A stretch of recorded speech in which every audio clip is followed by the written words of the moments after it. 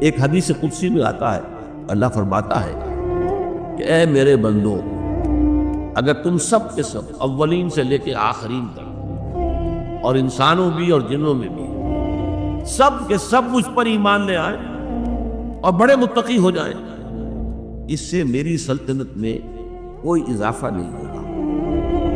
اور اگر تم سب کے سب ابو جہل بن جاؤ، وہ تم شیطان بن جاؤ، سب کے سب، اولکم وآخرکم وانسکم وجنکم، تب بھی میرے کارخانہ قدرت کے اندر کوئی کمی نہیں آئے گی۔ لہذا جو کچھ کر رہا ہے وہ در حقیقت اپنے لیے کمائی کر رہا ہے، لہا ما کسبت وعلیہا ما اکتسبت، جو کر رہا ہے خیر کما رہا ہے تو اپنے لیے، شر کما رہا ہے تو اپنے لیے۔ تو اگر جہاد کر رہے ہو اور اللہ نے تمہیں اس کی توفیق دی ہے تو جان لو کہ تم اپنے بھلے کے لیے کر رہے ہیں۔ اللہ کا شکر ادا کرو کہ اس نے تمہیں چن لیا، جیسے سورہ حج کے آخر میں ہم پڑھ چکے ہیں، هو اجتباکم جاہدوا فی اللہ حق جہادہ، هو اجتباکم، اللہ کی راہ میں جہاد کرو جیسا کہ جہاد کا حق ہے۔